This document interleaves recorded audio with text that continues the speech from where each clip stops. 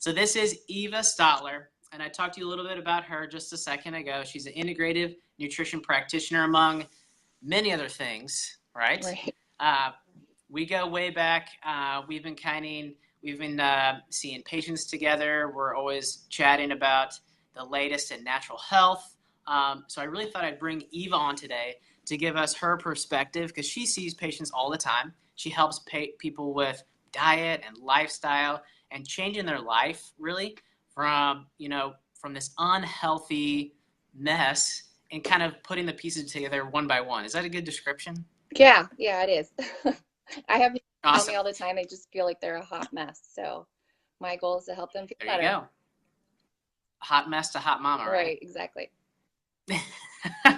So I just kind of preface this, Eva, saying about today's modern food system, and people are starting to make a switch over to eating healthy, but they're stuck. They don't know what to do, right? And they get so many different opinions, maybe from their doctor, maybe from their friend, maybe online. Right. So we're going to try to cut through some of the crap today and see what are the top 5 things that mistakes that people are making when they're trying to eat healthy.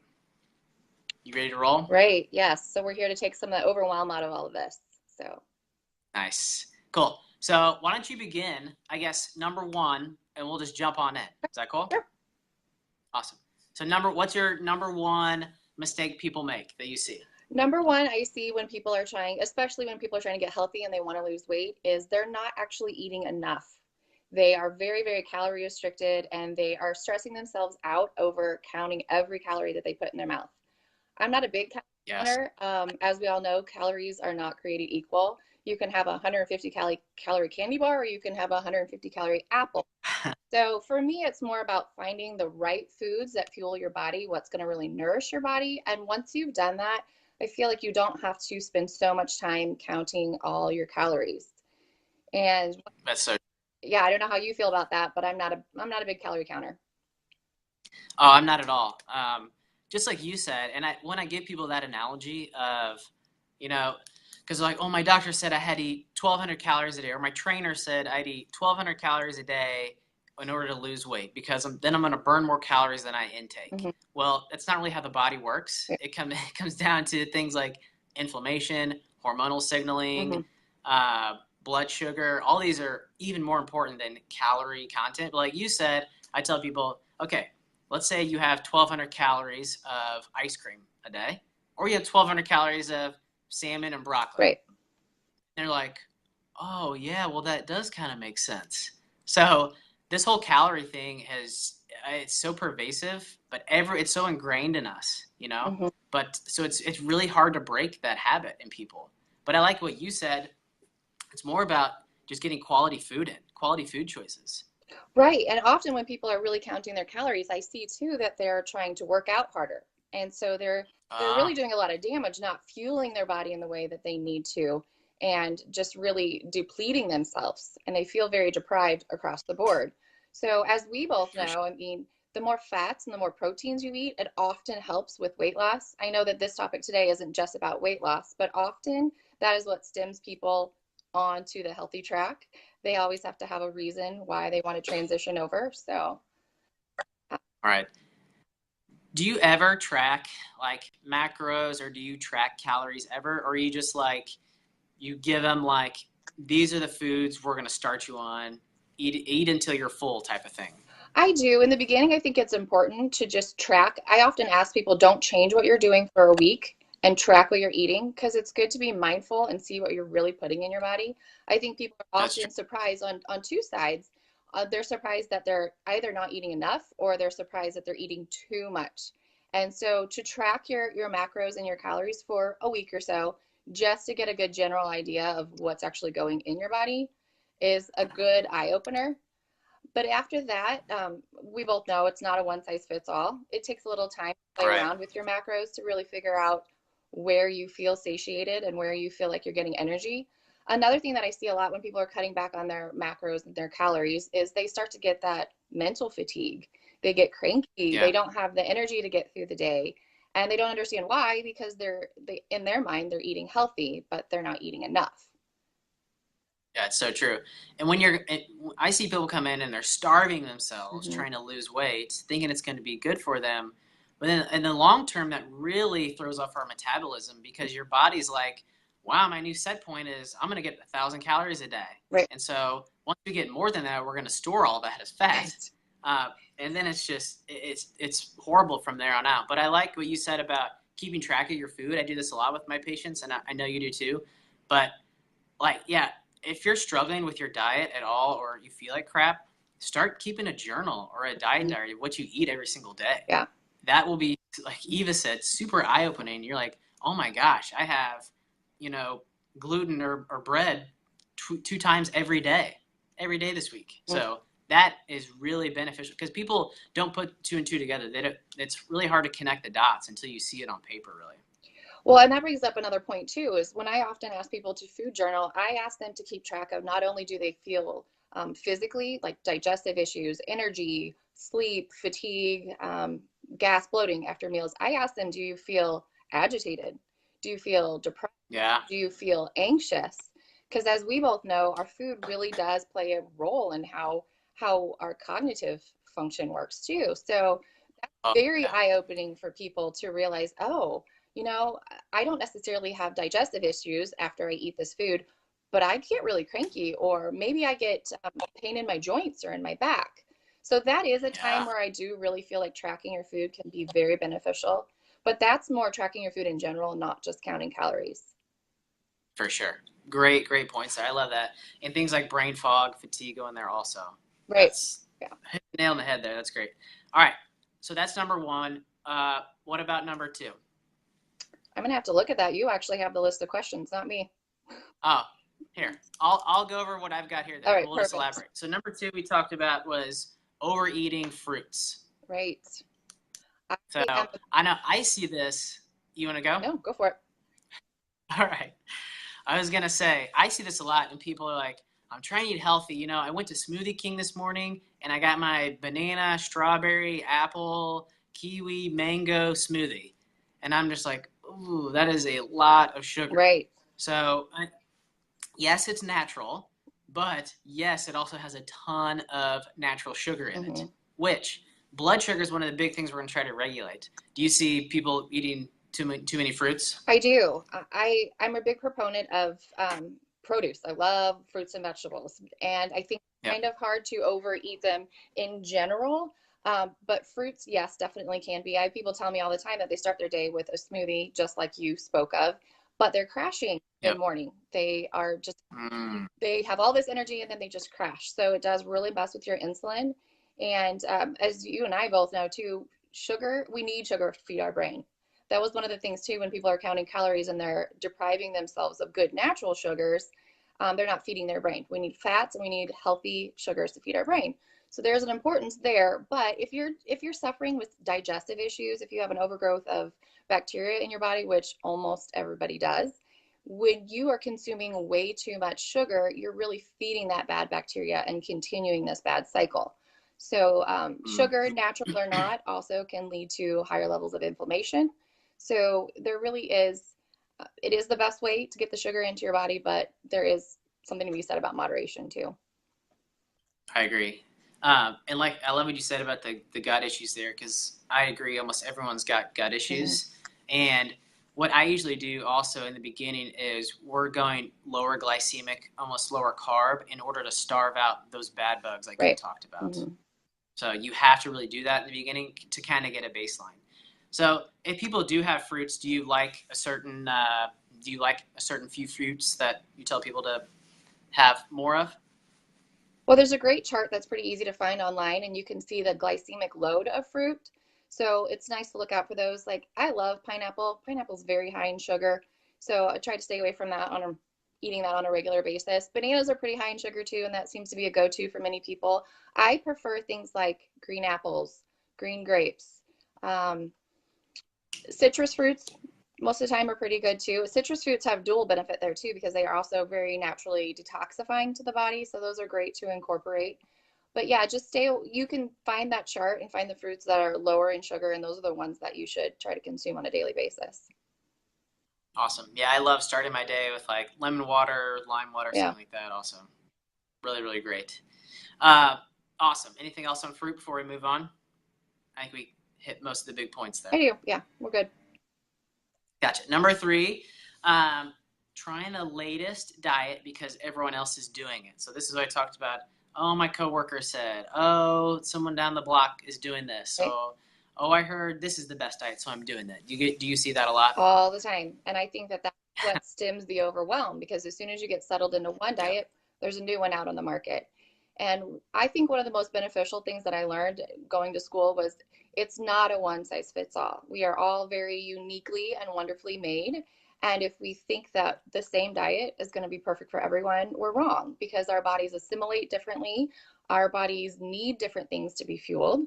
And so I think it's very important to find what foods are right for you. Granted, there's some great diets out there, and I somewhat follow them, but I don't follow anything particular to a T. I have learned over the years what foods are right for me, what I feel good after.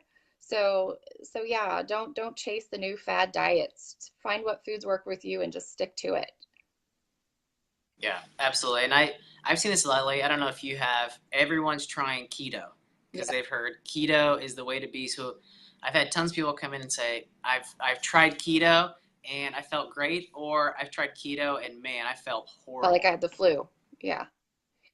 So Yeah. keto is a tough And one. I've seen some really great results with keto, especially for weight loss, but it has to be done right. You have to be very committed. yeah, And often I feel like you need to have some guidance and some instruction along with it. If you just dive in, you actually can end up harming your body in the end and messing with your hormones and your thyroid if it's not done properly. But there really are some yeah, great benefits to it, especially for healing properties. for sure. And I've seen too, I don't know, you have people coming in and, we're testing hormones and their adrenals are really bad, really struggling. I find that those are the people that are really not doing well on keto Mhm, because they have a real hard time regulating their blood sugar throughout the day mhm. anyway. So really, your adrenals can help produce or help your liver kick out new gluconeogenesis when we run low.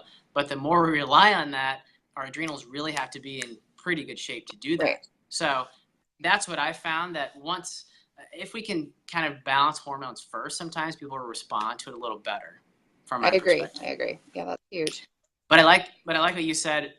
There's no one size fits all diet, Mm-mm. and then you can't just jam your body, your environment, your lifestyle into a diet. Mhm. So that's where I think things like the journaling comes in really handy too. Listening to your body. You are going to be your best doctor. Right. So really pay attention to how these foods affect you day in day out. Yeah, I tell people that all the time. I am a resource for you. I am here to supply you with tools, but you know your body better than I ever could. So if I suggest Right. something to you and you're eating it and it is a healthy protocol, but it's not right for you, your body knows best. So For sure. Yep. All right, I'm going to jump to the next one. Number four, having unrealistic expectations or just making it too difficult for yourself. So, how do you get people to simplify it? we look at the big picture first and we write out all their goals. Often there's sometimes 10, 12 different changes that need to be made for them, and that seems very overwhelming. So, based on the conditions that they're having, some of the symptoms that they're complaining of, I can kind of narrow down what action steps are best to be taken first that will get them feeling better the fastest.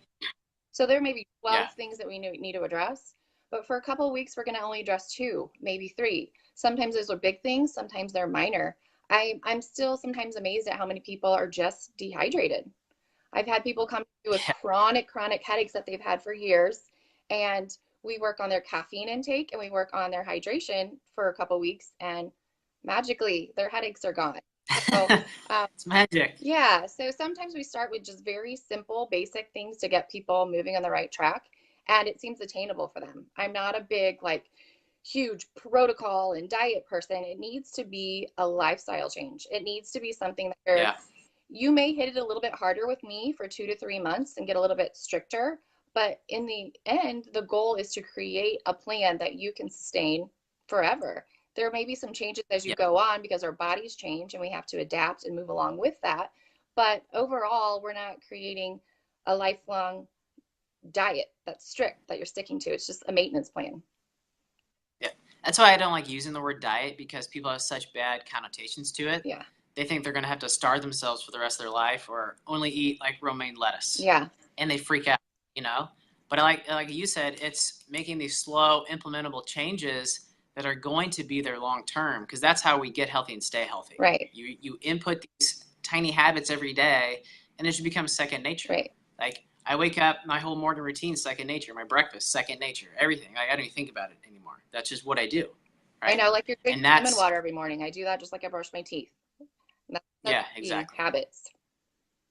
So do you like add a habit in, or do you pull stuff out first? Do you do both at the same time? What have you found that works, pretty well for people? Again, it kind of depends on where people are. If I see that they have some really bad habits that are hindering them, we will work on getting those out quite quickly.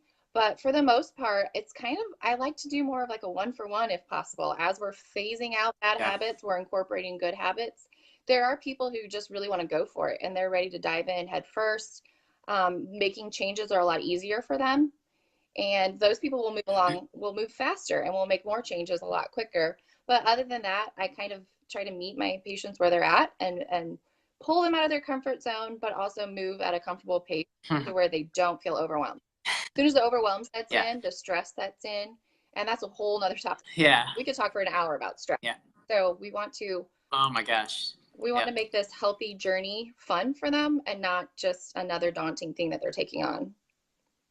Exactly. That's and like you said about your comfort zone, because we don't grow inside our comfort zone. Yep. We grow and we get better outside our comfort zone. Right. So as long as we just keep pushing that just a little bit, I think we're on the right track. So talking about like habits, lifestyle changes, I want to talk about number 5, which is only focusing on diet, and not focusing on the other things. Right. So all the other things that we do every day that can make us healthy or sick. So what are those things that you, like the big ones that you focus on? Well, a lot of times when people come to me, they're already focused a lot on exercise and they just don't know how to fit Okay. that nutrition piece in there. And it's quite amazing at how much more they get out of their workouts and how they see results faster when they finally are fueling their body in the proper way. But I also have people come to me and say, well, I can really eat whatever I want. I'll just work out harder. Doesn't exactly work. I All right. posted a good quote the other day, something about you can't exercise off a bad diet or something. That's so true. So If true. you want to be an athlete and you want to push your body harder, you have to fuel your body even better. So, with that being said, most people feel like they can wrap their head around exercise and nutrition at times. But where I see people forget to put emphasis on is their stress levels, their sleep, and their emotions. So, I Mm. often work with people Yeah. on those 5 pillars: the sleep, the stress, diet, exercise, and emotion. And once you can bring all those Mm. back into balance, that's when you really see true healing in your body and you can start to live that vibrant life that you've been trying to achieve. I work a lot with people who have digestive issues and we can fix their diet all day long, but if their stress levels are so high and they constantly feel like they're in a state of fight flight or fight, or they're stressed out mode and they're eating in the stressed out mode, their stomach is constantly in knots and there's really no surprise that they have the digestive issues that they have. So Yeah, you're not going to be able to fix them. That's no. so true. Because stress, so it breaks down our digestive enzymes. We can't break down our food. It actually can break down the gut lining, lowers our immune system, so many different things. So like you said, looking at the body as a whole is super important. I tell people you have to make yourself a priority. So those pillars that you talked Yeah. about, schedule them in your day. You have to schedule these things in order to get them done. Right. Because if you don't, you just won't do it. Right. And I From my tell people, for 2 weeks, really focus on and be mindful about how your sleep is. Are you doing things right to get a good quality sleep? Do you wake up feeling rested? That is when we restore and we repair at night. And if we're not getting quality sleep, we're messing with our hormones, all those things. So true. So maybe you're Yeah. not tackling all 5 pillars So at the same time. Maybe you're tackling one pillar at a time, whatever works for you. yeah, very true. Very true. But I find, just changing little things in people's lives with diet, lifestyle things can have huge impacts. I know you see that too.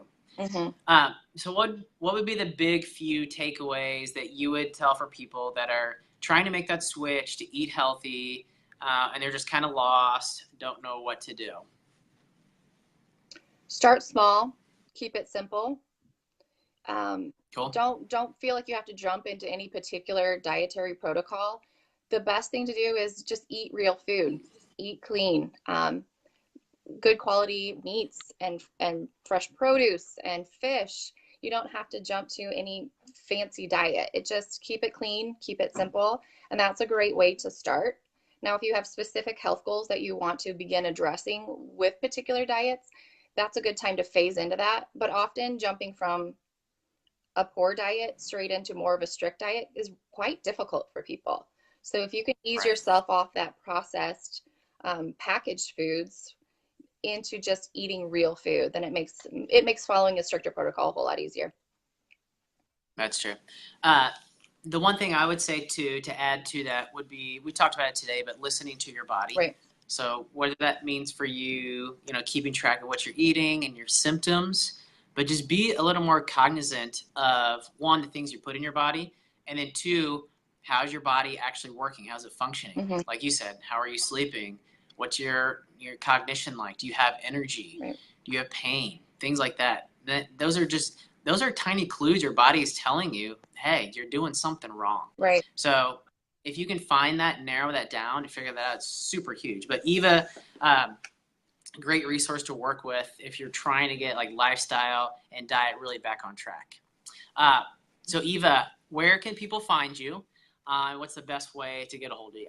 Well, you can find me on my website, which is just my name, evastottler.com, or I have a new office that we just opened up in Town and Country, and you Nice. can find the address for that also on my website, or you can I'll drop my email address in the comments below too. Yeah, throw your website in the comments too, so everyone can see that also. Great. Awesome. Thanks, Eva, for jumping on today. Thank you for having Any more last points? Yeah, but I think this is great. I think it's really beneficial for people. Yeah, really just take what we've put out here, put it into practice, keep it simple. And if you need help, reach out. Great. That's kind of the big stuff we talked about today. Hope everyone enjoyed it. Have a great rest of your day and take care. Bye.